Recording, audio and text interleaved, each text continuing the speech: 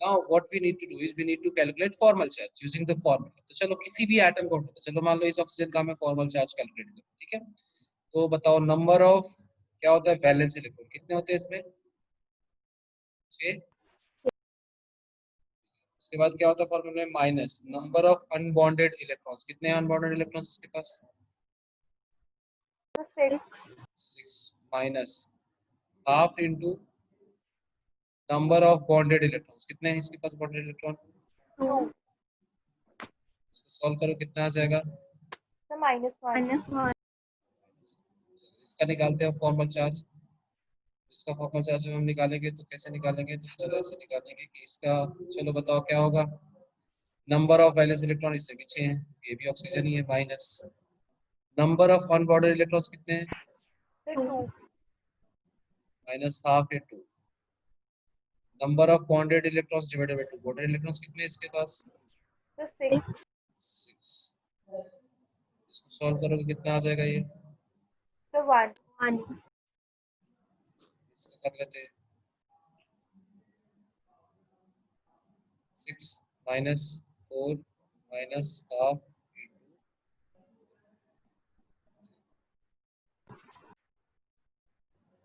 इसका मतलब सर इस पे माइनस चार्ज आएगा, इस पे +1 चार्ज आएगा, प्लस चार्ज आएगा, और इस पे कोई चार्ज नहीं रहेगा। एक्चुअली में ओजोन का स्ट्रक्चर होता भी ऐसा ही है, इस पे प्लस आता है, इस पे माइनस आता है, और इस पे डबल बॉन्ड।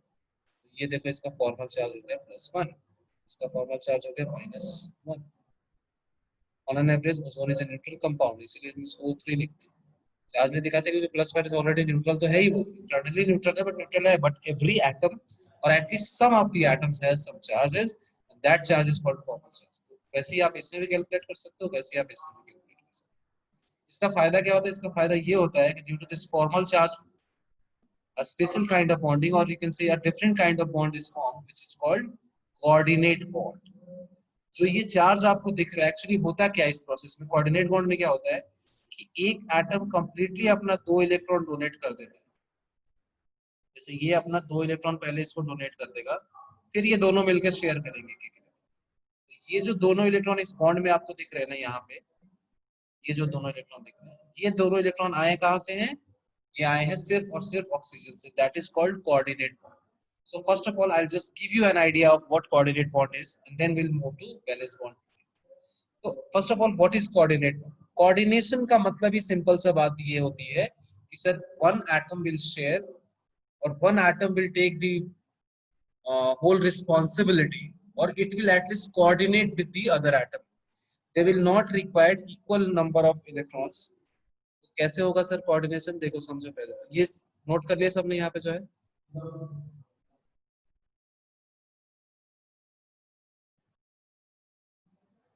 नहीं किया नोट, कर लिया सर। नेक्स्ट है अपना coordinate covalent bond.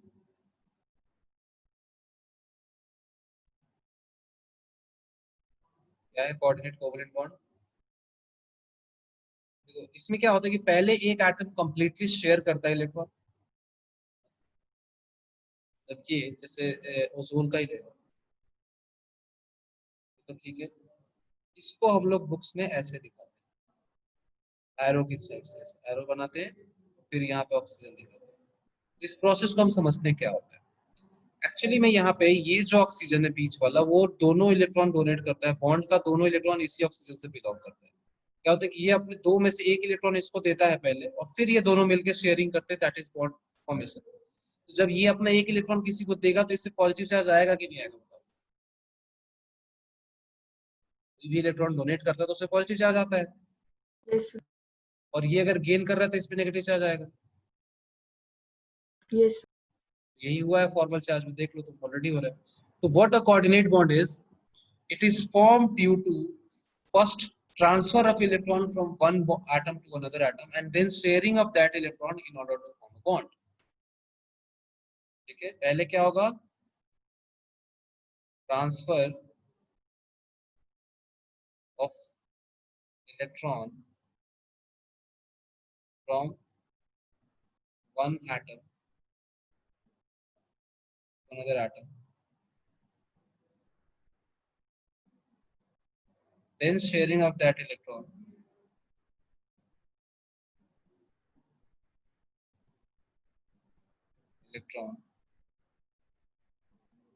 in order to form bond.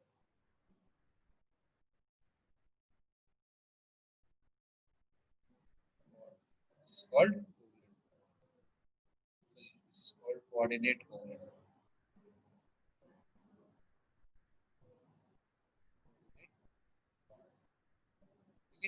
Covalent ही होता है ये भी। जब भी ऐसा एरो दिखे तो समझ जाना कि जिधर एरो के डायरेक्शन है उस पे नेगेटिव आएगा, जिधर से एरो स्टार्ट हो रहा है उस पे पॉजिटिव चार्ज आएगा, because this just represents that one atom which is donating the electron, उसका एरो ऐसे रहेगा, इलेक्ट्रॉन जिस डायरेक्शन में इस ये जो बॉन्डिंग देख रहे हो आप, this is a different kind of bonding which is called coordinate bond.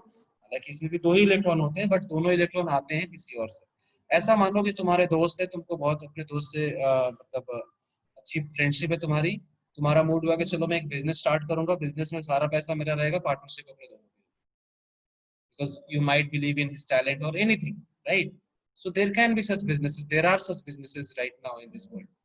Somebody brings some idea, somebody invests in that idea, and then they grow together. Maybe somebody gets some more share, but that is the principle.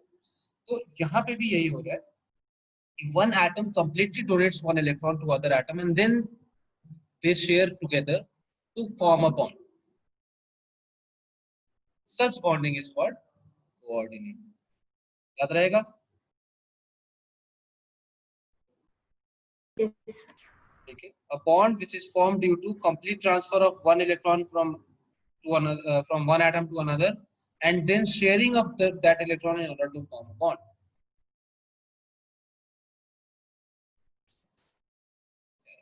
तो ये अपना formal charge और ये सब चीजें हमें समझ में आ गई। अब ऑक्टेट रूल के लिमिटेशंस हमने बताई दिए कि एक तो हाइपर ऑक्टेट और हाइपो ऑक्टेट, ये दोनों केसेस में फेल हो जाता है ये, ठीक है। दूसरा बहुत सारे मतलब मॉलिक्यूल्स का आपने एक्सप्लेनेशन कर ही दिया है, ठीक है। और भी बहुत सारी चीजें होंगी जो धीरे धीरे हम लोग पढ़ेंगे, लेकिन let's move to the other part of chemical bonding which is called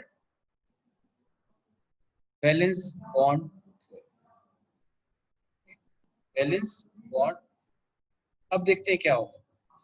चलो, बॉन्डिंग जो होगी, जो बॉन्डिंग का कॉन्सेप्ट अब जब और इलाबोरेट हुआ, केमिकल बॉन्डिंग का कॉन्सेप्ट और मतलब फर्दर स्टडी किया गया उसको, तो ऐसा पाया गया कि there are several aspects, there are several parameters which can discuss or describe a bond formation. So how do we explain those parameters? तो उसके लिए भी बहुत सारी चीजें आई जिनको डिस्कस किया गया अलग अलग जगहों पे अलग अलग तरीके से। क्योंकि सबसे पहले क्या हुआ कि एक मॉलिक्यूल अगर फॉर्म हो रहा है तो सबसे पहला क्वेश्चन जो आता है किसी के दिमाग में कि वो बॉन्ड बन क्यों रहा है और कैसे बन रहा है। तो अभी तक क्या था कि जब पहले जो बॉन्डिंग, जब लुईस ने डिस्क्राइब किया बॉन्डिंग को,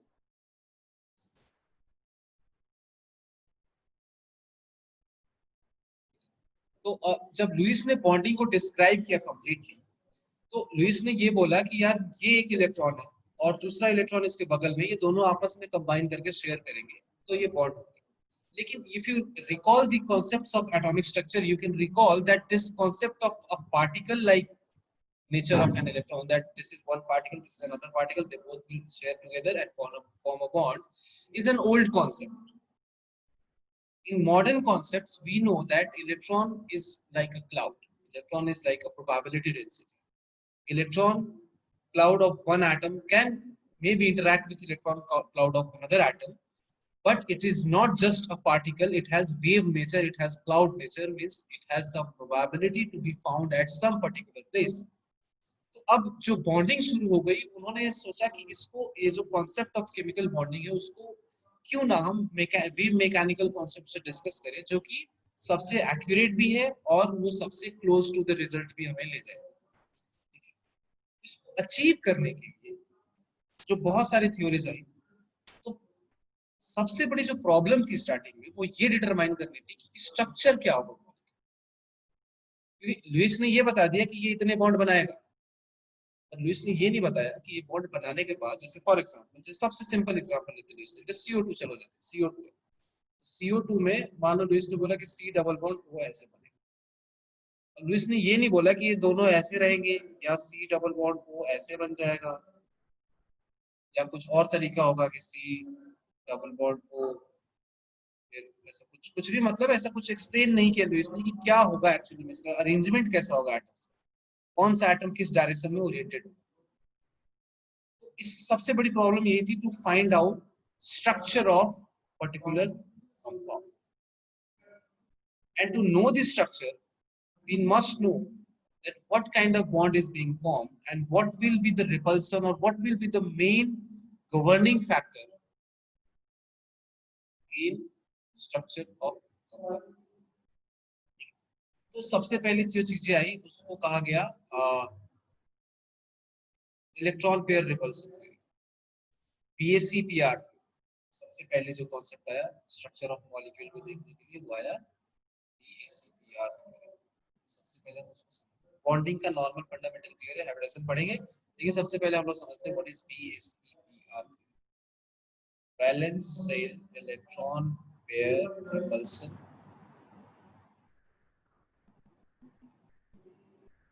balance shell electron pair repulsion, VSEPR theory. ये किस लिए काम आएगा? To determine structure of compound.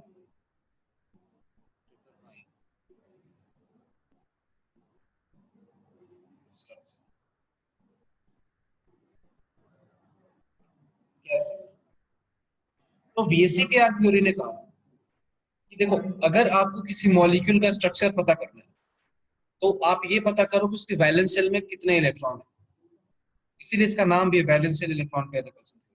और ये भी पता करो साथ साथ में कि वो कैसा बॉन्ड बना रहा है, किससे बॉन्ड बना रहा है। अगर ये पता चल गया तो हम लोग उनके वैलेंस शेल के जो इलेक्ट्रॉन्स हैं उनके बीच में होगा रिपल्सन, और उस रिपल्सन को मिनिमाइज करने के लिए मॉलिक्यूल कुछ भी कर सकते हैं, because due to repulsion a molecule will gains unstability। Repulsion का मतलब क्या है? सिस्टम अनस्टेबल है। अगर सिस्टम के दो पार्ट आपस में रिपेल कर रहे हैं, मान लो दो फ्रेंड हो, तुम कंटिन्यूअसली एक दूसरे को पुश कर रहे हो, तो तुम दोनों अनस्टेबल हो। Why? Because you both are applying some force that is generating some strain on your hand or on your body or anywhere, any means by which you are applying the force. So that repulsion is basically creating strain inside your body, which will make you unstable. Same goes for the molecule. If two atoms are repelling one another, there will be instability. If two electrons are there in repulsion, there will be instability.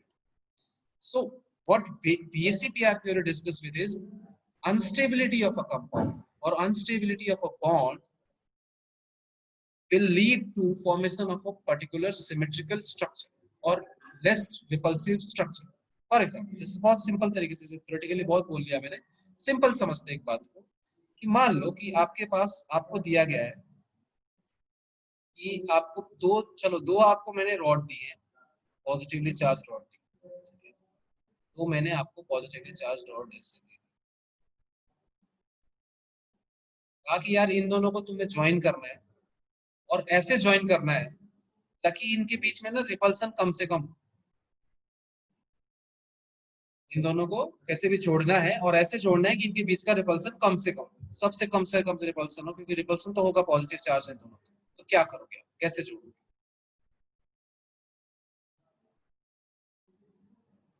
बताइए।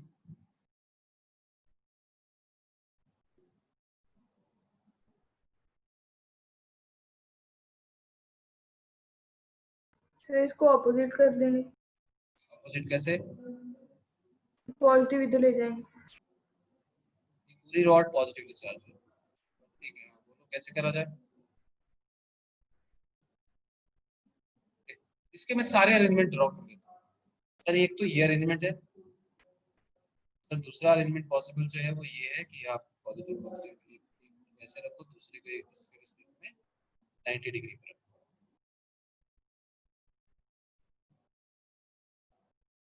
एक तो क्या दोनों एक दूसरे को overlap करके connect कर दो, दूसरा हो गया कि ऐसे रख दो 90 डिग्री। इसकी पॉसिबिलिटी हो सकती है सर दोनों को 180 डिग्री पे एंगल में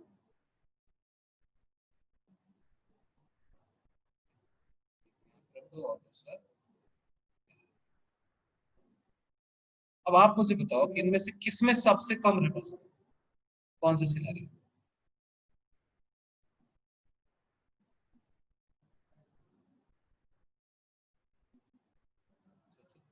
तो 90 डिग्री वाले क्यों?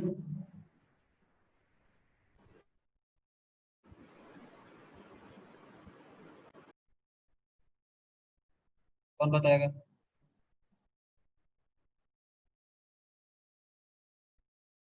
सबसे कम रिपल्सन इनमें से किसका? सर 90। तो ऐसा समझते हैं इसमें 0 डिग्री है, इसमें 90 डिग्री है एंगल और इसमें 180 डिग्री है। तो यहाँ पे रिपल्सन कम हो 90 डिग्री वाला 90 डिग्री वाले पे, ऐसा क्यों?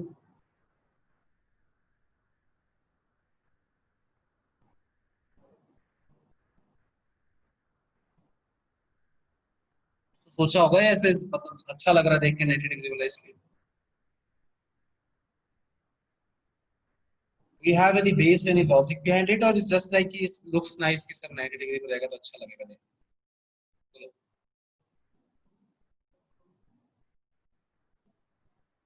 उससे तो नहीं फिर ऐसा होगा। कॉन्सेप्ट है कि जैसे फोर्स अगर 90 डिग्री लग रही है तो वो बहुत कम होती है या 0 होती है?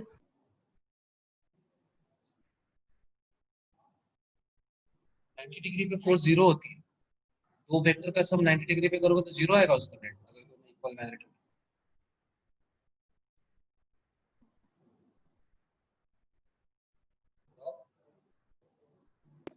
सर रिपल्शन का एरिया कम है। रिपल्सन का एरिया कम है,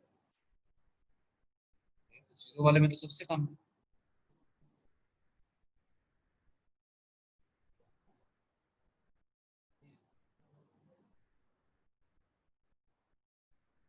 देखो तुम इसको ऐसे सोचो कि दो सर चार्ज। रिपल्शन की फोर्स कम लगेगी।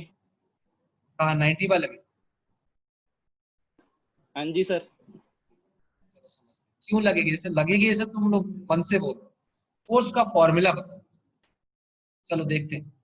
अगर मुझे पता करना है कि इन दोनों में फोर्स कहाँ ज्यादा है तो अपन ऐसा करते हैं कि जो इसका ये जो सबसे क्लोज वाले पॉइंट है उनके बीच कुछ ऐसे डिस्टेंस निकाल सकते हैं हम लोग, और जो सबसे एक्सट्रीम पॉइंट्स हैं उनके बीच का डिस्टेंस निकाल सकते हैं।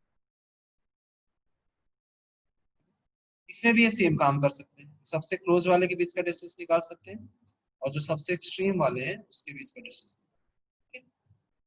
और फिर क्या करेंगे हम लोग?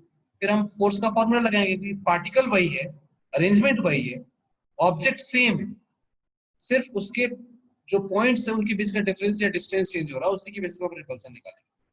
तो आप मुझे बताओ कि अगर मान लो इसकी लेंथ है एल, इसकी भी लेंथ है एल, तो दोनों सेम ही रॉड है, तो यहाँ का लेंथ क्या होगा?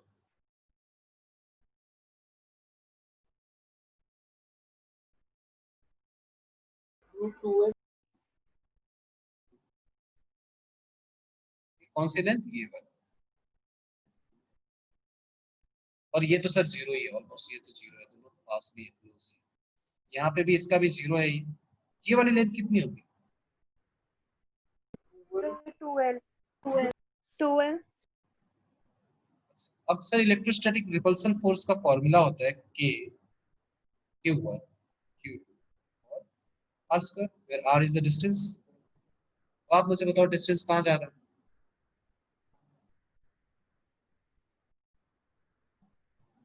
180 वाले में। फोर्स कहाँ ज्यादा लगेगा? 180 वाले।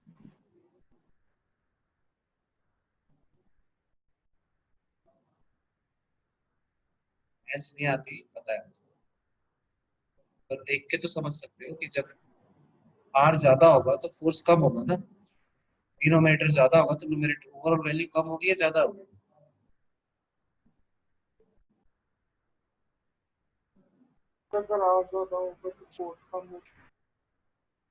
कम होगी तो बोलो ना यार, सो रहे हो क्या तुम लोग? फोर्स अगर यहाँ पे कैलकुलेट करेंगे तो सर इसका डिस्टेंस 2L है, इसका डिस्टेंस √2L है, 2L is bigger than √2L. If 2L is bigger than √2L then obviously F180, और मान लो इसको हम लोग लिख देते हैं F180 का फॉर्मूला क्या हो जाएगा यार? लिखनी पड़ेगी A Q1 Q2 upon sir 2L square. ये हो गया F180 का 90 का फॉर्मूला। F180 के लिए सर हो जाएगा 4L स्क्वायर। ये बता दो कौन सा ज्यादा है इससे दोनों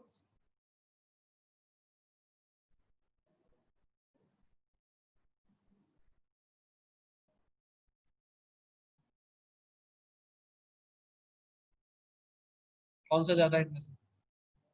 9 90 90 वाला 90 वाला ज्यादा, तो रिपल्सन कहाँ ज्यादा होगा?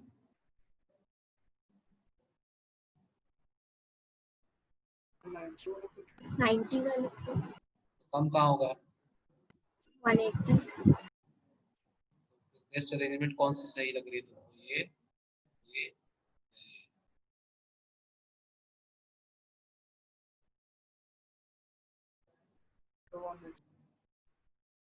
all I'm trying to say is, in order to minimize the repulsion, you try to keep the electrons as far as possible from one another.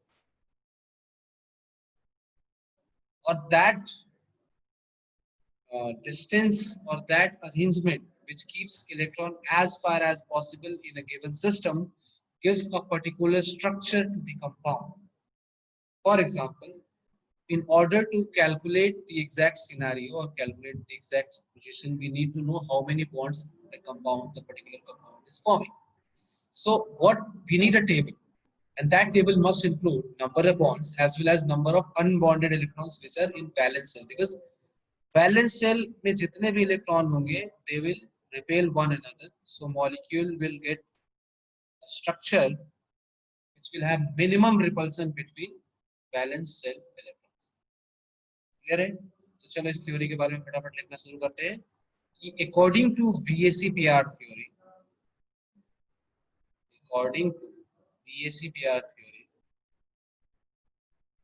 electrons in valence shell of an atom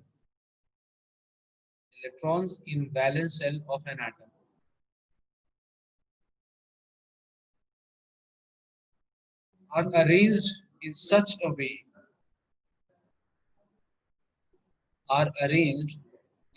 a way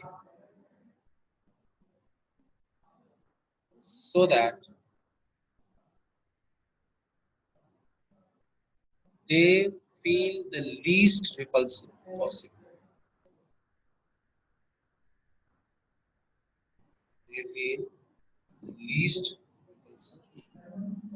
Sir, can you repeat? Electrons in valence shell of an atom are arranged in such a way that they feel least repulsion possible. That arrangement of electrons gives us structure of the molecule. Now, valence shell has two electrons, two type of electrons.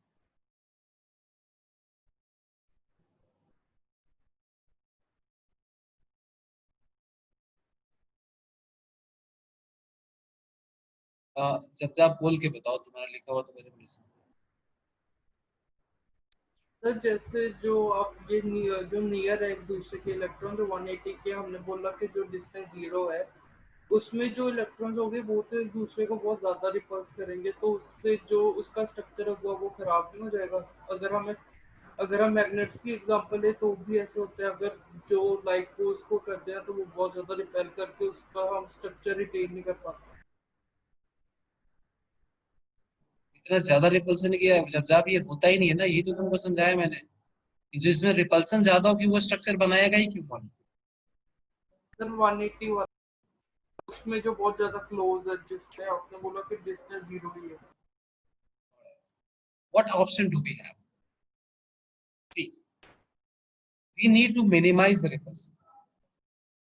We don't have a responsibility to make repulsion 0. Why do we need to minimize repulsion? Because that's the only option we have, or the molecule have. The molecule doesn't have anything that he can break the bond. अगर bond break कर देगा तो वैसे ही उसकी existence नहीं है. अगर वो molecule exist करता है तभी उसका structure होगा, पहली बात. जो molecule exist ही नहीं करता उसका structure थोड़ी हम draw करेंगे, होगा ही नहीं. तो पहली बात तो वो exist करता है, ये हमें क्लियर हो. दूसरी बात कि सर वो exist करता है तो जो पास वाले इनमें तो repulsion ज्यादा होगा, क्योंकि इसकी distance आप बोल रहे हो ऑलमोस्ट 0 है, तो 0 पे तो repulsion बहुत infinity हो जाएगा. लेकिन that 0 is part of all these systems, as you can see. यहाँ पे भी 0 है, इसमें तो हर जगह ही 0 है, समझ रहे हो? तो ये तो उसको झेलना ही पड़ेगा. That is there in the molecule, because if it exists means it can sustain with that. But the other which it can minimize वो करेगा। समझ रहे हो कि जो Yes. होना है वो तो होगा ही, उसको रोक नहीं सकते। कि जैसे कि तुम लोगों को मैं बोलता हूँ कि जो चीज छूट गई तो वो तो चलो छूट गया, वो हो गया, लेकिन we need to focus on something else which we can minimize और the burden which we can minimize. ठीक है, बैकलॉग हो गई, चीजें छूट गई, वो अलग बात है, बट कुछ तो पार्ट होगा जिसको हम मिनिमाइज कर सकते हैं, आने वाली चीजों को सही कर सकते हैं। That's what we are discussing, that you are absolutely right that molecules or the electrons which are close will feel more repulsive. Shouldn't the structure get destroyed? But there is no other option. अगर आप इसको destroy करोगे तो और ज्यादा repulsion होगा in fact.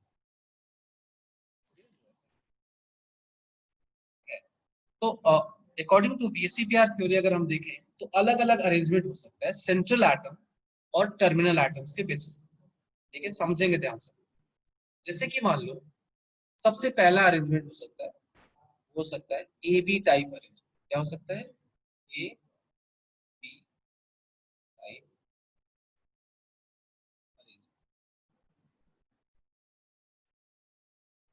ए B type arrangement का मतलब पाई एटॉमिक मॉलिक्यूल।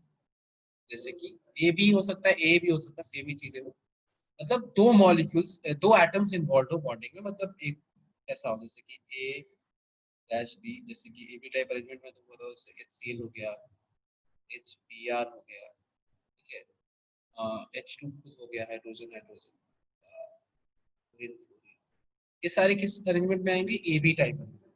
तो दो ही एटम इन्वॉल्व है पूरे का compound. So in such scenarios, we don't have any option. There is only one bond. So that's the geometry. That's the structure, linear. क्या बात आपको समझ में आ रही है? रिपल्सन तो तब होगा ना जब दो बॉन्ड्स ऐसे अरेंज हो, कहीं पे ऐसे घूमते हो, एक सेंट्रल एटम के अलोंग हिंज्ड हो, ऐसे घूमते हो, तो हमें देखेंगे एक बॉन्ड इधर एक बॉन्ड इधर, तो उनके बीच में कितना मिनिमम रिपल्सन। अब बॉन्ड ही एक है, एक ही बॉन्ड, किसको कौन रिपेल करेगा? कोई नहीं करेगा, राइट? तो this is the geometry which is going to be. AB type arrangement में तुमको पता है कि हमेशा क्या होगा? Linear, linear structure always. ये भी ध्यान रखना। हम लोग स्ट्रक्चर की बात कर रहे हैं मॉलिक्यूल, हालांकि स्ट्रक्चर और क्लैरिफाई होगा धीरे धीरे जब हम लोग आगे बढ़ेंगे हाइब्रिडाइजेशन वगैरह। एनीवेज, दूसरा जो अरेंजमेंट पॉसिबल है वो A B two type arrangement. A B two type ये कब होगा? when element has at least 2 electrons in its valence shell।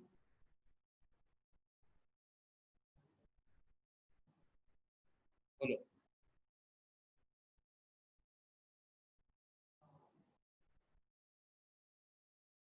सो रहे हो या जग रहे हो? Yes, sir.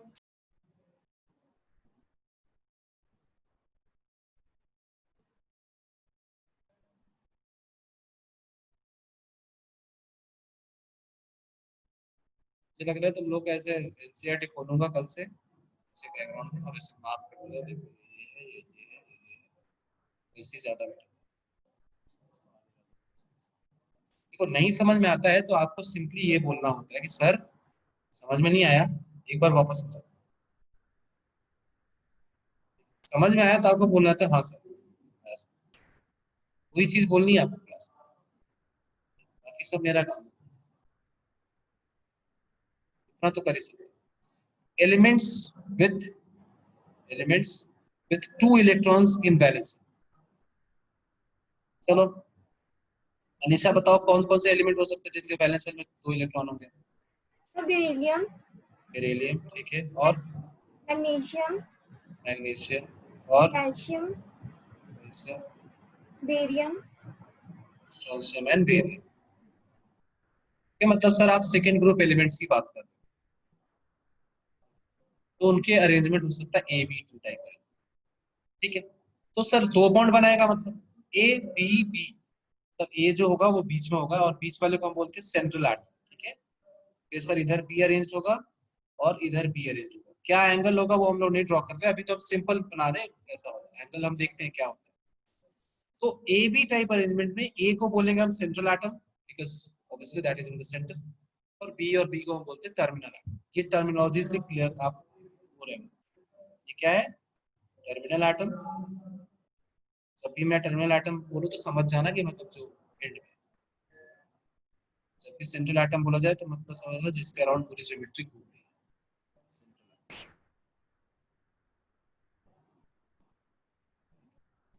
अब हमें क्या करना है सर, अगर इसने दो बॉन्ड बनाए होंगे तो देखो वैलेंस शेल इलेक्ट्रॉन जो हुए वो हो गए ये और ये। मतलब सर यहाँ पे इलेक्ट्रॉन और यहाँ पे इलेक्ट्रॉन, इन दोनों के बीच में मिनिमम रिपल्सन होना चाहिए और द बेस्ट अरेंजमेंट। तो क्या तुमको नहीं लगता कि to to have minimum repulsion they should be arranged at 180 degree? वही तो सिनेरियो है जो अभी सबसे पहले स्टार्ट किया था जहाँ से। यस मतलब इसकी ज्योमेट्री है, इसका शेप अगर आपसे कोई पूछे कि BCl2 का शेप बताओ तो आप बोलोगे सर इसमें बॉन्ड एंगल होता है 180 डिग्री, शेप होता है लीनियर।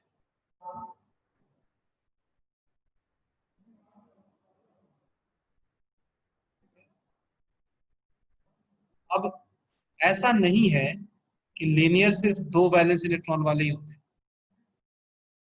एक्चुअली में क्या होता है, elements with two bond pairs only, अगर एग्जैक्टली बोला जाए तो ये जो अरेंजमेंट है वो कहाँ वैलिड होगा, एलिमेंट्स, टू इलेक्ट्रॉन्स लिख लिया कोई दिक्कत नहीं, आप एडिशनल लिख लेना, मेरे पास जगह नहीं इसलिए नहीं लिख रहा। with two electrons in valence shell or two bonded two bond pairs only। जिसके पास सिर्फ बॉन्डेड पेयर, दो बॉन्डेड पेयर्स, वो बॉन्डेड पेयर डबल बॉन्ड भी हो सकता है, सिंगल बॉन्ड भी हो सकता है, बॉन्डेड पेयर होने चाहिए। जैसे फॉर एग्जांपल इसका ही एक कॉमन एग्जांपल है CO2, C double bond oxygen double bond, देखो एक बॉन्डेड पेयर यहाँ पे है और एक बॉन्डेड पेयर यहाँ पे है, हालांकि वो डबल बॉन्ड है लेकिन है वो एक ही बॉन्ड, मतलब बॉन्ड एक ही साइड पे जा रहा है। तो इसका अगर तुमसे कोई पूछे कि बताओ इसका क्या स्ट्रक्चर होगा, तो ये भी होता है linear 180 degree bond angle.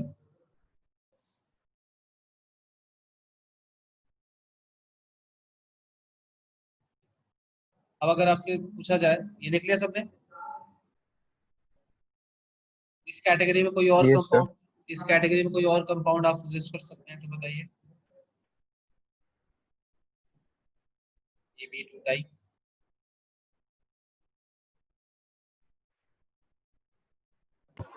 Sir SO2, sir H2O, CO2 KO2, KO2 नहीं लेंगे मान्यता। देखो क्या होता है, जो KO2 है वो सॉल्ट है, आयनिक कंपाउंड, और आयनिक कंपाउंड्स का स्ट्रक्चर नहीं होता, आयनिक कंपाउंड्स का लैटिस होता है, स्ट्रक्चर सिर्फ कोवलेंट कंपाउंड्स का है। हालांकि ये दोनों भी गलत है, लेकिन देखते हैं कैसे करते हैं। देखो क्या है कि valence shell electron pair repulsion theory says that valence shell electrons will repel one another in order to get the structure, and in order to get the desired stable structure we need to have stability or the least repulsion possible between the valence shell electrons. Now let's take any of these examples which you guys have given me. Let's take SO2. So sir SO2 में sulfur double bond oxygen होता है, but that is not it because sulfur has 6 electron in each valence shell। आपको दिख रहा है sir दो electron यहाँ और दो यहाँ, तो चलो बॉन्ड बना रहे हैं इधर के दो दो ऑक्सीजन से, लेकिन सर दो इलेक्ट्रॉन कहाँ गए सर? बस पा रहे हो आप, सल्फर के 6 में से 4 इलेक्ट्रॉन तो बॉन्ड बनाते हुए दिख रहे हैं, दो कहाँ गए? तो दो सर अनबॉन्डेड पेयर की तरह है। Now this is also a valence electron and in fact this one is more repulsive than the other two because other two are shared between two atoms, two different atoms, but this one which you see is called lone pair is totally concentric on the central atom only। तुम मुझे बताओ कि तुमको एक unit का charge दिया और बोला कि इस चार्ज को डिस्ट्रीब्यूट कर दो ऐसे पूरे, तुमको सेम यूनिट का चार्ज दिया और बोला कि उसको यहाँ पे ऐसे रख, और एक ऑब्जेक्ट तुमको लाना है, तो मुझे बताओ कि इसमें और इसमें ज्यादा रिपल्सन कौन ऑफर करेगा अगर एंगुलर रिपल्सन की बात करें। और समझने के लिए ऐसे करते हैं कि एक यूनिट का चार्ज है उसको मैंने ऐसे एक्सपेंड कर दिया, जैसे 180 डिग्री का एंगल है या कुछ भी एंगल, दो पॉइंट चार्ज है उनको सेम डिस्टेंस पर रखना, और इन दोनों का चार्ज जैसे इसका प्लस क्यू है, इसका भी प्लस क्यू है, तो इसका भी प्लस क्यू है और इसका भी प्लस क्यू। आप मुझे बताओ कि इन दोनों में किस में ज्यादा रिपल्सन है?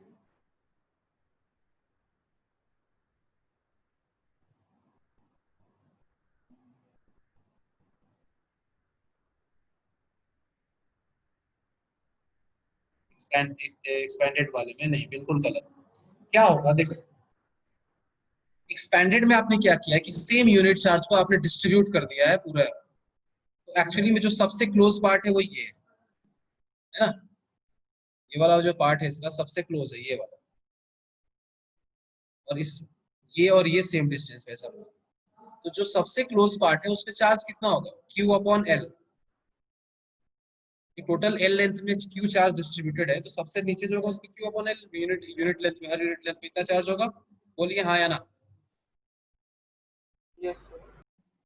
तो जो डिस्ट्रीब्यूटेड चार्ज होगा अगर सेम मैग्नीट्यूड है तो ऑब्वियसली यार वो कम रिपल्सन फील करेगा, क्योंकि चार्ज डिस्ट्रीब्यूट हो गया ना, तो डिस्टेंस तो वैसे ही बढ़ गई, उससे डिस्ट्रीब्यूशन में ही आधा डिस्टेंस बढ़ गया,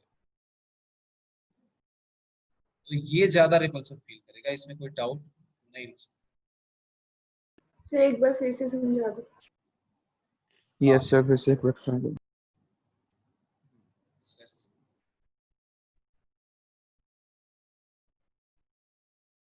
1 kg का आयरन है, 1 kg का आयरन ब्लॉक, उसको तुमने इलोंगेट कर दिया, और एक का तुमने इतना छोटा स्फेरिकल बॉल बनाया, दोनों को पानी में डाला, कौन जल्दी सिंक?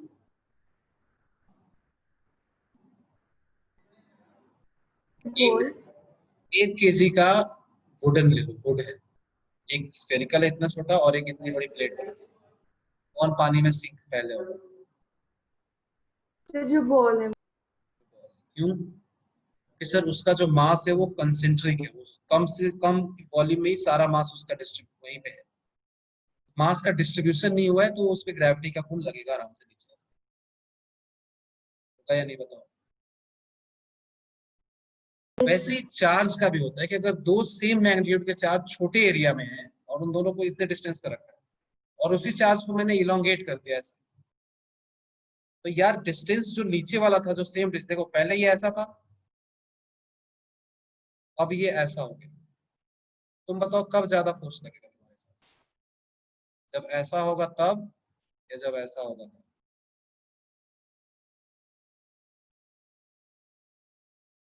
जब ऐसा होगा सर तो हमें दिख रहा है कि कम ही डिस्टेंस पे सारे चार्ज पार्टिकल एक दूसरे से, जब ऐसा करोगे तो ये ऊपर वाले जो है ये दूर हो गए एक दूसरे से, तो इनका रिपल्सन कम हो गया, नीचे वाले चलो फिर भी उतने ही डिस्टेंस पे, लेकिन जब ऐसे करोगे तो ये फिर ऊपर वाले भी क्लोज आ गए सर, तो रिपल्सन बढ़ जाएगा। ऐसे Yes. करोगे तो ऊपर वाले दूर हो गए तो इनका रिपल्सन एटलीस्ट कम हो रहा है, नीचे वालों का चलो सेम है लेकिन ऊपर वालों का तो कम हो रहा है, तो हाँ या ना? तो डिस्ट्रीब्यूशन जब भी होगा चार्ज का तो हमेशा रिपल्सन ज्यादा होगा, सॉरी कम होगा। तो यहाँ पे क्या हो रहा है कि यहाँ पे चार्ज कंसेंट्रिक है, पास में चार्ज कौन से, ये जो लोन पेयर है, तो ये लोन पेयर जो इसको रिपेल करेगा वो रिपल्सन ज्यादा होगा एज कम्पेयर टू ये इसको रिपेल करेगा आपस में। तो इसलिए कहा भी जाता है कि लोन पेयर रिपल्सन सबसे ज्यादा होता है, उसके बाद होता है lone pair bond pair repulsion, और सबसे कम होता है बॉन्ड पेयर ये ट्रेड है। इसको मैं ऐसे रफली लिख रहा हूँ, कल की क्लास में यहीं से स्टार्ट करेंगे। सिंपल सी बात है कि VSEPR थ्योरी पढ़ के आना है पहले ढंग से, तब समझ में आएगी ये बात। तो कल की क्लास में सब लोग ढंग से VSEPR थ्योरी पढ़ के आए, अगर वो नहीं समझ में आएगी तो समझ लो बहुत सारी चीजें नहीं समझ में आने वाली, इसको पढ़ के आओ एक बार, ठीक है? So that will be it from my side for today.